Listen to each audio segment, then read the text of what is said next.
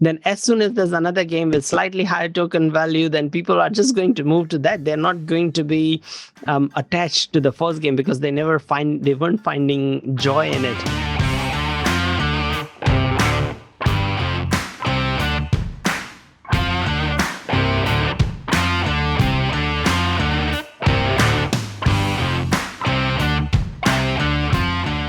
What's up, everyone? Welcome back to Campfire Capitalism. I am your host, Desmond Dixon, and today we are going to talk about some amazing stuff from NFTs to blockchain to Web 3.0 to gamification to startups to exiting. We're going to try to talk all about all the cool, shiny toys with my main man, the legend himself, Sam Kamani. Welcome to the show, Sam.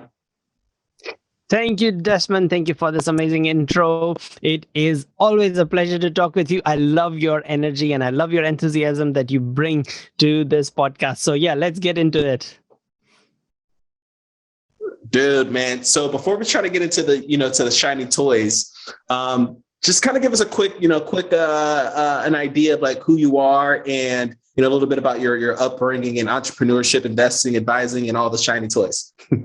Yeah, sure. So I grew up in India, but then last over 20 years, I've been mostly living in New Zealand, but a bit like you, Desmond, I've traveled around the world a bit. I've worked in Silicon Valley for a short time. Most of my life, I've worked either in startups, building startups, exiting, advising, or working for other startups. Currently, I run a Web3 podcast where I interview people who are building the new shiny toys in the world of Web3, blockchain, DeFi, crypto, all those sort of things. And I also work full-time for a company called Moonstream. TO, so T for technology, moonstream.to, and where we build the building blocks for blockchain games. In the last 8 months, we have processed over $3 billion in transaction value. So there are games, they want to move to blockchain, and we help them, or our product helps them do that. So that's in short, a bit about me. Sick, man. So I got so many questions. So let's start off with this one, which is let's reverse engineer this. So obviously in the blockchain world, it's super expensive to create all the things that go on and the scene. Like everyone sees what's on the display, but there's so much work kind of goes in on the back end. So just kind of like break down to me, let's first talk about gamification, right? So yes, talk to me a little bit about like, I guess the philosophy and the mental modeling or the methods around like, okay, how do you create something that's gamified? Yeah, so this is something that I have talked about quite a bit, and I'll talk about gamification not in just the sense of a Web3 game or a Web2 game, but just gamification that you can use like day to day. And the idea of gamification is to infuse fun into any activity, so that people want to do it. They are intrinsically motivated to do that activity. To give you an example, there's nearly 3 billion gamers, or nearly half the world, games on a ongoing basis or on a regular basis, whether it's on a mobile phone or an iPad or laptop or Xbox, PlayStation, whatever you name it. There are lots of different platforms. And you know something? No government had to ever mandate, no parent had to ever say that, or no authority had ever had to say that you will from now on be gaming at least 2 hours a day for the rest of your life. No one had to do that. People just do it because they find joy. They love doing that activity, and it's not like work.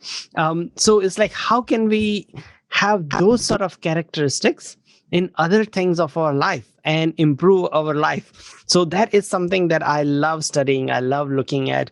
And a couple of the things that you can do to add this sort of a thing is add these two things. One is like competition, and the other one is collaboration. So it's just like when we collaborate, we have to communicate. In a lot of the games, and especially multiplayer games, we have to communicate and come up and form teams and things like that. And that sort of it just we are social animals as humans, and that sort of helps. So how can we use that collaboration part of it in other activities of our life? And then the other one is like competition. When competition is done right in a healthy way, it can really increase the engagement. For example, I don't know what sports you follow. I follow NBA, and imagine NBA, or let's say if you follow Olympic 100-meter race. If every player came first, no one came second. If every country, if every team always came first, there was no second place, third place, then it would no longer be as much fun. So competition, when done right in a really healthy way, can improve performance, can improve engagement, and can improve and add fun to any activity. Let me give you an example. So I've got three kids. Toby, who's 8 years, Xavier, who's 6, and Phoenix, who's 1 year old. And mornings is like super busy time for us. And I've seen like recently, I mean, if you ask kids to do something, they don't do it. So what my wife does is it's like she challenges the 8-year-old and the 6-year-old that they are in a team, and she's in the team with a 1-year-old, and they race to see who gets ready first, like, because it's school time and all that. So if the 8-year-old gets ready, then he goes, runs and helps the 6-year-old to get dressed, because he wants his team to win and doesn't want the mummy's team to win. So it's like it's just small things like that. You can add sort of competition and collaboration where they're competing yet collaborating, and the sort of type of teams and stuff. So you can add this in any activity you are doing, whether it's for work, for home, for anything. And that's just the side of gamification. But what I'm seeing more and more with the Web3 games, and where they are lacking or they are failing, is that they are not having good gamification and good engagement. They are all focused just on the token value or on the money aspects of it. And as soon as you involve money, it starts to become like work and people will lose interest over time. So this is something that a lot of games are going to discover. I mean, especially Web3 games, because they're so tied to their token value and NFT values and all those sort of things in their ecosystem, that they're making this vital mistake. And then they're wondering why are people, because if people are playing that game just for money, then as soon as there's another game with slightly higher token value, then people are just going to move to that. They're not going to be attached to the first game, because they weren't finding joy in it. So yeah, this is a challenge that these games need to solve. Man, I just learned something in that first little bit there. Especially, I thought I knew game theory, but the way you just broke it down very simply, the collaboration and the competition, it's like, man, like even within a company, you have some gamification. So I'm a sales guy, right? And I build sales teams. Yeah. Part of the process is like, can you build a commission structure that creates collaboration with the sales team collaborating with each other, while also competing to get to the goal, right? Or even competing with each other to a certain degree, some healthy competition, right? So that's pretty fascinating. So I love that, man. So let me ask you this, because next I was going to ask you about the gamification of Web3. So I used to be a gamer back in my old days, right, with Call of Duty, and I love the multiplayer because of the fact that you collaborate with people around the world, and you then also compete against other teams, right? Exactly right. You got it. Why Web3? Yeah. I'm sorry, you made me more aware. So why Web3 games though? So like, I'm trying to it kind of explains to us like kind of the benefits of Web3 games and versus Web2 games. Fantastic. I can definitely answer this very clearly. And, the key benefit of Web3 games. So, you played Call of Duty, and in Call of Duty, you had loot boxes. You got different gear. There were certain sort of guns you got and armor you got and stuff. And you built your own character. What happened to that when you stopped playing Call of Duty? That character is gone. That all that gear that you got is gone. Imagine a world where all these sort of the clothes or the armor or the gear, the grenades, the guns, you could take them out of Call of Duty and bring them to another game, whether it's PUBG or some another game. Or if you're done playing with them, you built your own character, unique character, you could sell that character on OpenSea to a friend who's just starting out. That is not possible in Web 2, but it is possible in Web 3. And it's possible. The only limitations in Web 3 are the creativity. So you might be wondering, okay, the Call of Duty is a first-person shooter game. How would it work if it was a card game that another game that wants to allow people to bring in things? But it's a card game. What would I do with my, say, this character or this gun? So say like I've got this unique sniper rifle. There's only 5 in the world, which is very easy to check as well because it's on blockchain. You can go and check. And so what I would do, I'm the creator of a card game. I want to invite these 5 people who have these sniper rifle. They're the influencers. They're the Twitch streamers. I know them personally, because they streamed that when they got it and stuff. It was a big event, or they won at an esports competition and stuff. So what I will do is I'll create like a banner for my card game, especially for if you have this NFT with this gun, NFT, image, whatever. But if it's the same number on the blockchain, then you will have this unique banner that only you would have in my card game, which has the logo of that gun or something like that. And that way, I could see that, okay, Counter-Strike has maybe 20 million players or 11 million players or something. And I can see that, okay, 1 million of them have this type of armor or this type of a character. Then I would create a game and I would want to onboard all those people onto my game. And even though if it's made up of fluffy pandas, I'm going to give the fluffy pandas a t-shirt with that unique character or unique gun or something. And that way I'll get that traffic. What's the benefit for the Counter-Strike to make this type of a thing that people can go to another one is that the size of their economy increases because people see that there is utility in their characters and their guns and their time that they have invested beyond just that game, and they can trade those things outside anywhere. So that is the reason why game developers should start looking at Web3 because it is providing a lot more longevity to their projects and stuff. Not only it is building a whole new secondary market that they can benefit from when every time the items are traded on the open marketplace like OpenSea and stuff. So yeah, that's the difference, Web2 and Web3 gaming. In short, there's a lot more to it. I was literally going to say, yeah, it's like, wow, they can get royalties on the resale, right? Like you're creating an entirely different. You're almost like adding a layer of diversified income by allowing them to cross-link it or like allowing it to, leave the borders, leave the box, the little black box that it's in. That's fascinating stuff.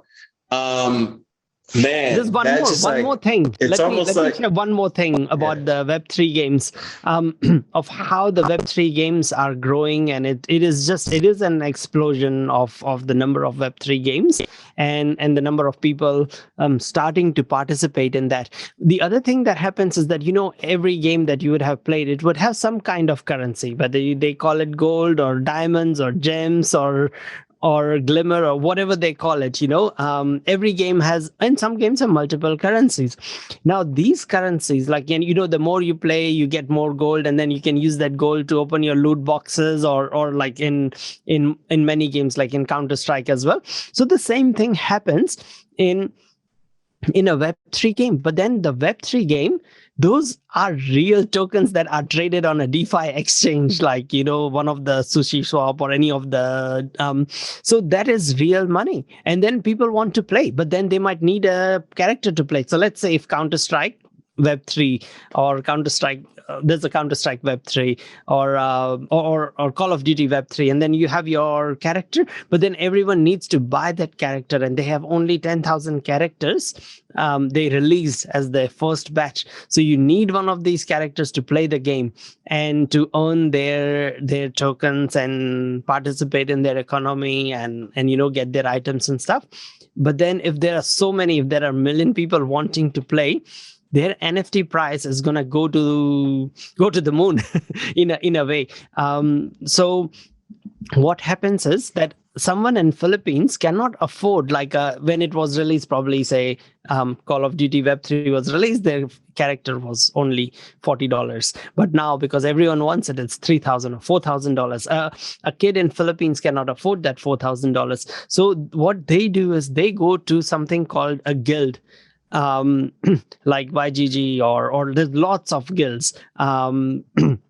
There's about 20,000 different guilds in the world. And the guilds is a collection of people like us who all put in $100 to fund someone who wants to play the Web3 game and buys them a character. So they have to, show that they are a real person, they are a good person, they're not going to run away with the NFT character. And then they go and play in the game. And every day they might earn some tokens by playing, by getting more headshots, whatever it might be, if it's a first person shooter, whatever the game might be, or card game or whatever. And then the more tokens they earn, there might be some sort of a contract between them and the guild that they'll keep 10% and 90% or 80% will, or 20% they'll keep, and 80% will go back to the guild.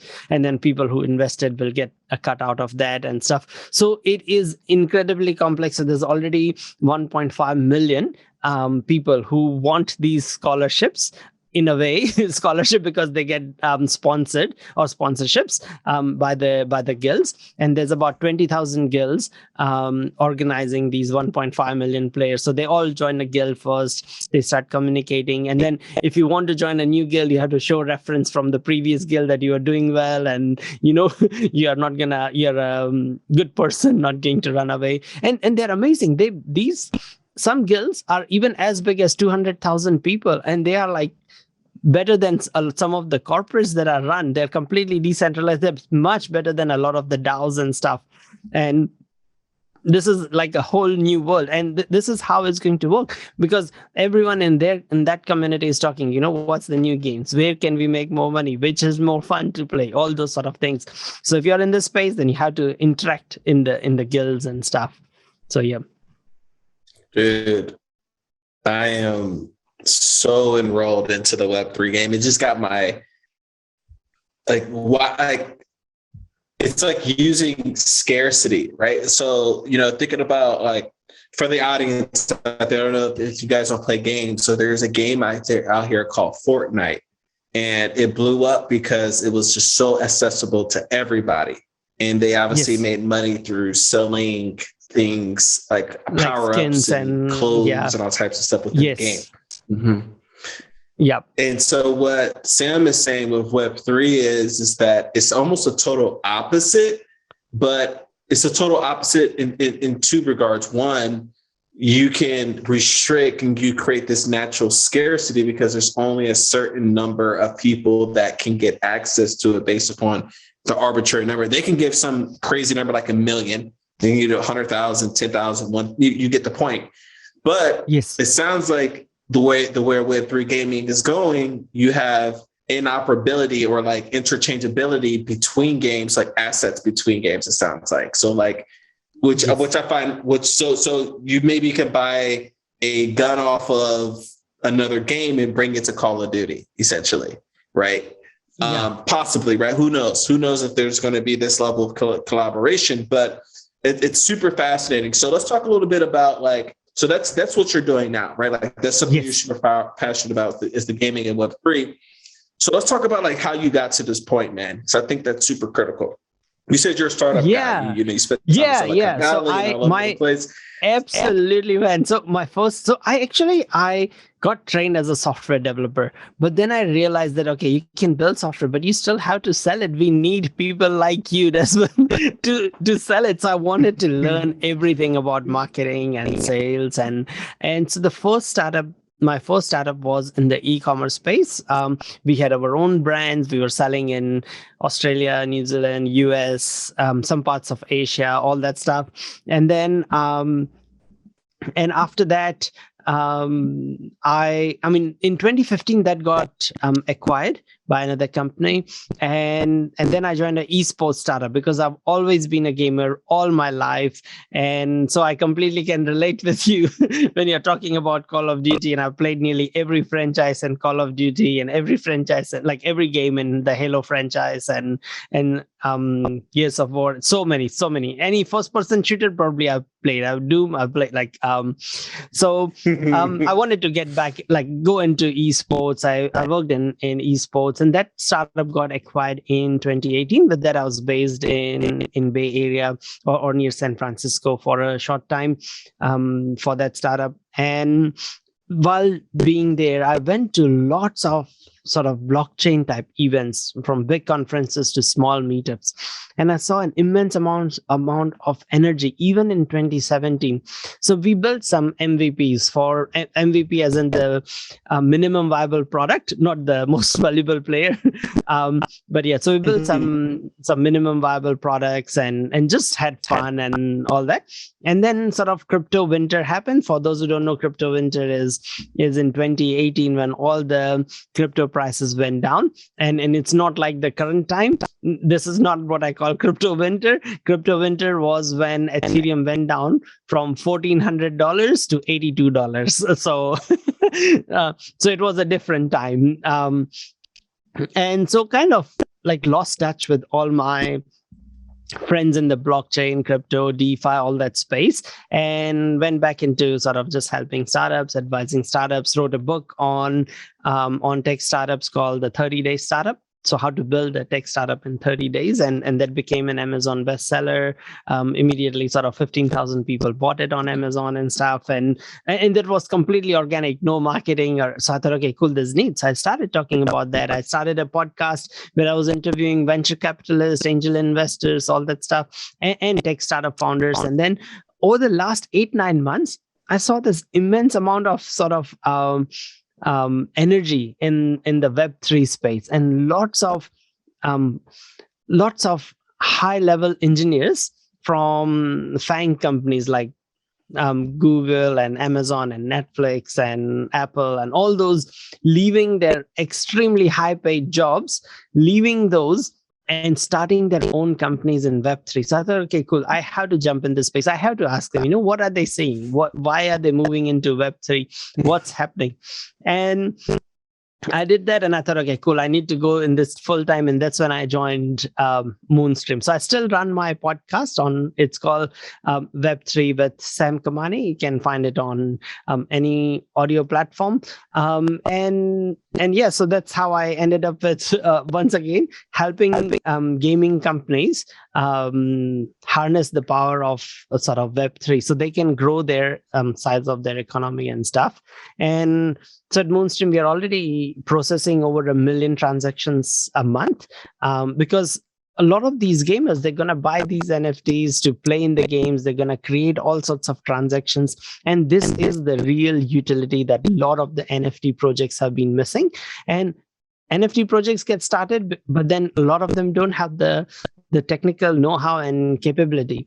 So in those cases, they can use our product. So let's say if they want to do like a loot box drop, drop loot boxes to their most loyal players of their game, or who are interacting the most with their NFT or holding that NFT most, and they want to do a drop. Our product, it can help them identify. They can export like a spreadsheet or something of who they want to reward what, and then our product will create smart contracts and deploy them and do the airdrop. They just have to do the design or the look and feel of how their NFTs or their game or things look like, and our engine does the rest in the back end on all the Web3 side of things. It does, or sort of blockchain side of things. So that's in short how I ended up. But since going back, I'm having so much fun again, because every day I get to talk with the game company. So my 8-year-old's really jealous of me. He wants my job. He's like, oh, how come you get to go and look at all these games every day?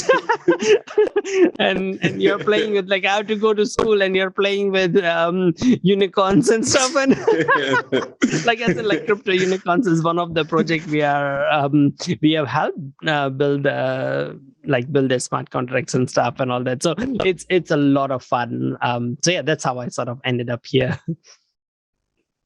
Dude, you're like living the dream, man. Like you're literally doing what you love to do, and you get paid for it. And then obviously you're all about like connecting people and getting to the Absolutely. to Yes. the end of it. So, dude, okay. So let's just like you said something that I'm super curious because we have a ton of entrepreneurs who listen to the pod. When you sold your company, Yes. like talk to me about that, man. Right? So like what was like, was it a overwhelming moment? Was it like, were you bored afterwards? Or, you know what I mean? In terms of, because you probably went from doing a bunch of stuff to doing nothing. Like talk to me about like going through that acquisition process of like Okay, so the first, exiting out of the yeah, business. first company, which was a successful exit for me, um, a successful seven-figure exit for me. Okay, I grew the company from 600,000 in revenue to 3.2 million in revenue, and it was extremely profitable. We had massive profit margins in that company and stuff, but it was in such a way that it wasn't considered a tech startup.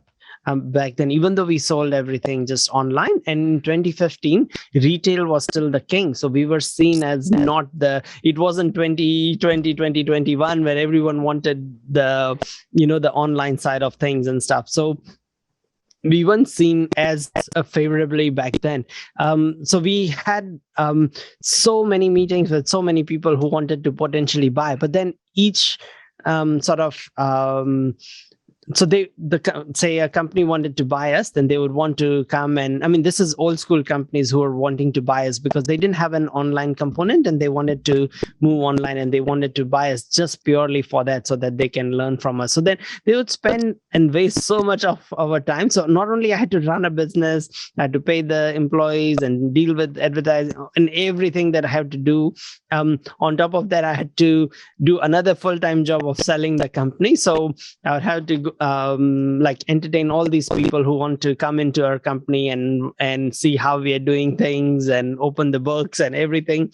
So it was extremely stressful, and I thought the process will take 2-3 months, and it took nearly a year, because sometimes they would backtrack, and then, oh, it's not happening now, and then there's another buyer, and then, oh, it's happening and it's not happening. And some really big publicly listed companies wanted to buy us at one stage, and then it would have been, the value would have been 5 times or 10 times more, and then sort of all sorts of things happen, and it was an emotional roller coaster. So I was completely burned out by end of 2015, and then 2016 I took like a year of sabbatical and a year and a half of sabbatical, and just did my own thing, went back, did more coding, learned more stuff of what's happening in the world and stuff. So I could, the exit allowed me to do that and spend more time with the family and do that. So that was my sort of first exit. The second exit was very different, because we had already raised money, the second startup where I was the COO. And so the money did go, a lot of money had to go back to the VCs and the investors and stuff. So yeah, that's sort of the, in short, the story of the two exits. Man, I think it's funny because when I talk to entrepreneurs who have successful exits, it's always, they all say that it was a super stressful process. And your situation sounds a little bit more unique, because you obviously had a competitive advantage that people wanted to like see what behind, like, they want to see behind the curtain. Other people I've seen, I noticed had, it's kind of messy within the business. So it was like organizational stress of like organizing things to make sure that, they can get the proper valuation. And I've seen other cases where they had to I know a couple of other entrepreneurs who had to like stay on with the company for like a year or two in order to make sure that it was a smooth exit. So it's always interesting to kind of hear, the different exits for entrepreneurs, because I'm definitely aspiring to sell my agency for 7 figures, one time back in the States. So yeah, man, this is good stuff. I have a suggestion. Can I give you a suggestion?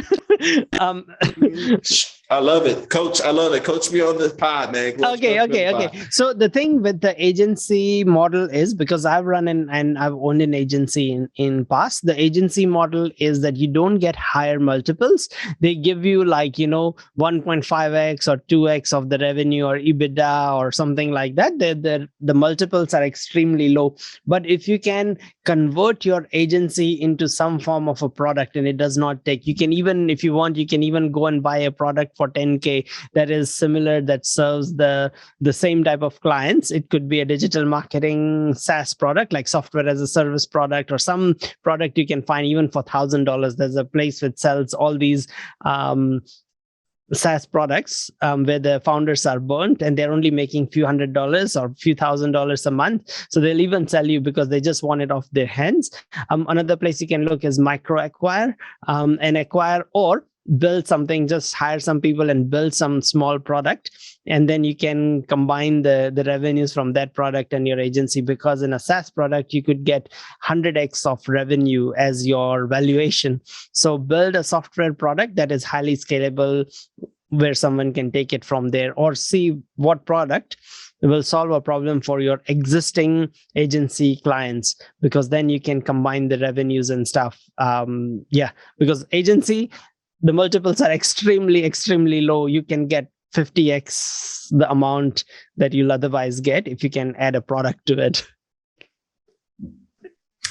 Yeah, so I started experimenting. I love how you mentioned that. So I started experimenting with a white label software, just to see how I could cross sell, and it's pretty effective. I mean, I love it because it just creates a little bit more MRR a month. Yes.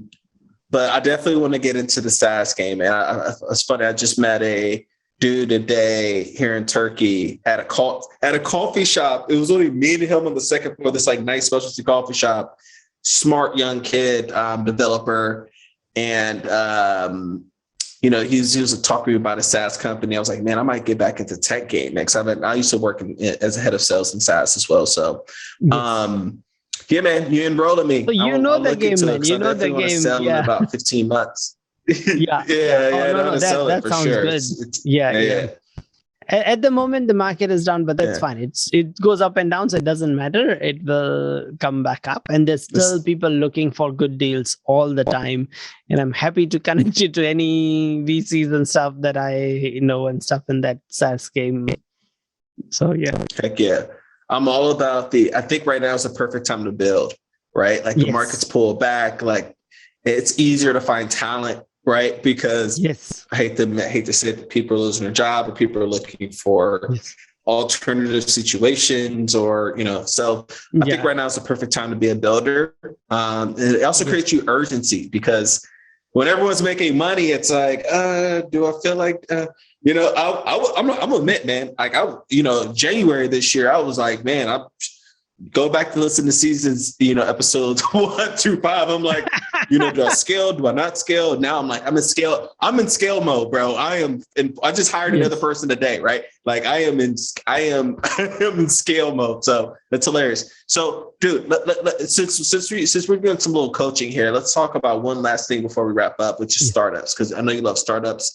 And so, and product market fit, right? So, what's an advice, or, what's something you could share with entrepreneurs who are maybe interested in creating a software to go along with whatever their traditional services is? Like, what's some game that you can give these guys? Yeah, sure. So how about I'll share about really early stage and say, like, you are at the ideation stage, or someone's at the ideation stage and want to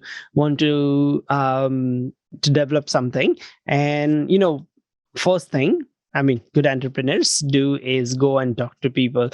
Some don't even do that because they're too scared someone's gonna steal their idea. If your idea is so easy to steal, once you make it live, if people are gonna steal it, that's fine. Google wasn't the first search engine. It isn't the last. People are gonna copy. They're gonna. So if your idea is so easily replicatable, then maybe you need to look at other angles of it. What can make it stand out? So first thing is, okay, you have to talk to people to get feedback. But people are not good at giving feedback.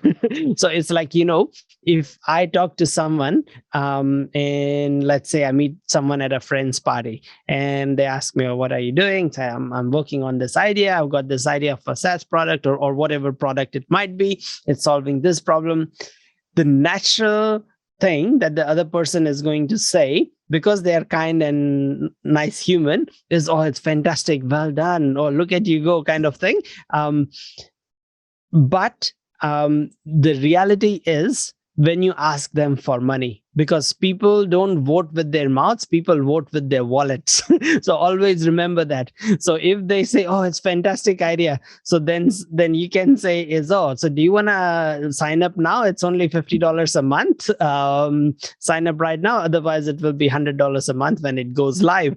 And see if you can get anyone to, and then you will really know, because they'll start going, oh, sorry, I got to go get a drink. Oh, I'll be back. I'll see you soon.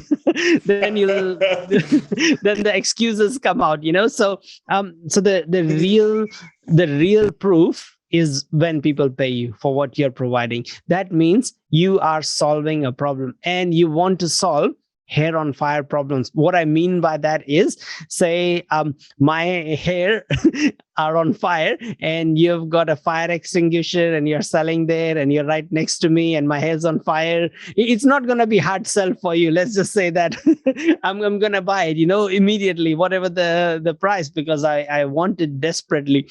So you want to solve those hair on fire problems.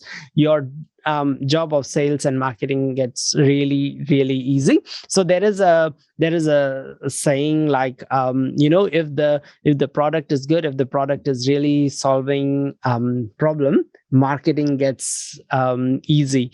And then you can really do, like, you don't have to talk a lot about it. You don't have to go and find influencers, because people go and talk about it naturally. And when the marketing is that good, then sales get really, really easy. So you have to think of the whole funnel, because in the early days, you're going to be the product guy, you're going to be the marketing guy, and you're going to be the sales guy. You are the guy, everything from janitor to the developer. So you have to think of you in 6 months' time, when you are selling this product to the person, how easy or how hard it is going to be. So just that. So it's almost what I hear you say is your idea, like, can you sell the idea without even is it, are you, yes, can you sell the idea before you even build it? Yeah. Essentially. Yeah. Can you sell? So that's a good test, Mm-hmm. Yeah. That's a good test. Sign them up, pre-sign them up, because everyone's going to say, people don't want to offend you or offend me or anyone, face to face. It's very different face to face. People don't want to offend. So they are going to say the nicest thing. If you go and tell your friends that I'm thinking of building this, they're going to be encouraging. And I mean, that's why they're our friends. They have to encourage us and stuff. But the real test is, are they willing to pay money for that? So talk to people who have that problem, see how much they're willing to pay, get a confirmation, get their credit card number, get a pre-sign up, get whatever it takes to get the real proof. And people really vote with their wallets more than they vote with their mouths, because it's easy to talk. It's easy to talk a big game. Yeah. Let me get that deposit. Yeah. Or you can do the Lucid guys, right? Just give me your email and I'll count that as a pre-order. Yes. Yeah. That's funny. Man. And if it is really that good, if it's really that good, if you're really solving that big a need, people will sign up, because they know that they're not going to get this any other way, and this is their only chance. So then they will. So it is not only a test of your sales skills, but also your ability of your product to solve problems. So yeah. I think you're gonna love this. This made me think about even gamifying that with one thing I love. One of the greatest waiting list gamifications I've ever seen was like Coinbase's waitlist for NFTs, where you sign up and then you see what number you're in, and then you have to collaborate and compete. Like, I love that you get me hip to that's all I think about now. in order to get up, like to get higher on the list, you had to invite your friends. So you're collaborating with your friends, bringing them to this wait list, and then you're competing to get to the top, to the number one spot. I thought that was the most clever growth hack I've seen in a few years. I was really impressed by that. It was sick. It was sick. Oh yeah, I'm still really bullish on Coinbase. They're still gonna do well over long term. They have massive cash reserves and stuff. They're gonna be fine. I know their stock price is down right now, but it is gonna come back up. Full disclosure, Coinbase is like my biggest position. So I appreciate the therapy there, man. I appreciate it. Yeah, but having said that, not financial advice, do your own research. I don't any Coinbase, but I'm just sharing my view from an outside. Coinbase. Yeah. Yeah. Yo, I thought I was buying the bottom. I was not buying the bottom. I was like, oh, what? I'm like 140, cool. Yeah, 140. It was like 400. I was like, oh, they got all this cash. Their PE is dope. Like cool. Nope, 65. Right. I'm like, dang, I took a 50 hit in like 7 days. It was fun. Yeah. It's all fun and games. At least I didn't own any Luna, man. At least I didn't own any. At least I wasn't a lunatic. Did you get caught up in that Luna and the? No, not at all.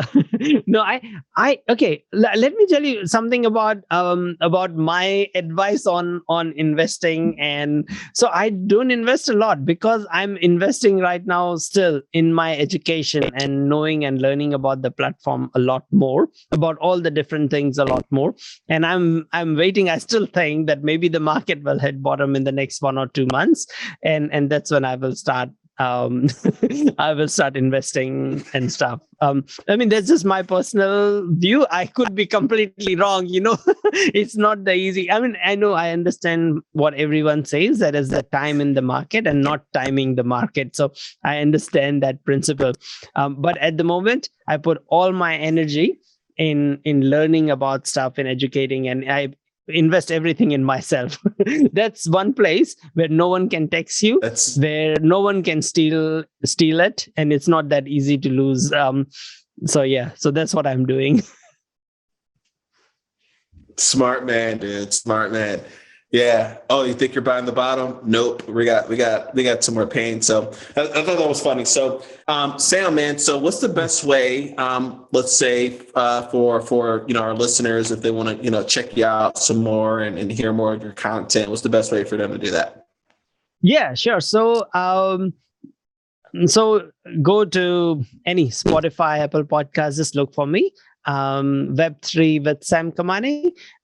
Or reach out to me on LinkedIn or Twitter or just any platform, and I'll respond. Connect with me. Ask me any questions you have about Web3 startups, gamification, or Web3 games, or like blockchain games or NFT games. If you have a blockchain game or an NFT project and you want to revive your economy, reach out to me. I'd be very happy to advise you or over a quick call on what are some of the things you can do, or I'd just give me the questions and I'll cover them on my podcast so you can get those answers and stuff. But yeah, very happy to help this community and build real good products in this space. So yeah, that's me.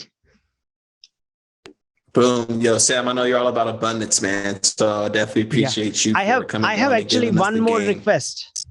I have one more request for your audience, and that is, I want them to go right now to Apple Podcast and look for, and the podcast that they're listening to right now, the Campfire Capitalism. I want them to go and give it a 5-star rating and leave a positive review. That's the least you can do. Desmond's working so hard and he's an amazing interviewer. You got to do that for him. Help him out, guys. Oh, love the shameless plug. Let's go. Rally. Man, Sam, dude, thanks for coming on. This was so much fun, and we'd love to have you, man. Likewise, man. Yeah. Cheers. Likewise. So much fun. Thank you, and have a nice day, man. Good stuff. Sick. So Guys, congratulations. Once again, you made it to the end of the episode. We appreciate your most precious resource on the planet, which is your time. And definitely go check out Sam's podcast, Web3 with Sam Kamani. The guy is super knowledgeable. He can, really break down complex topics into very simple terms. If you're interested in learning, go check out that guy. So see you guys at the next Campfire. Thanks for hanging out. Bye.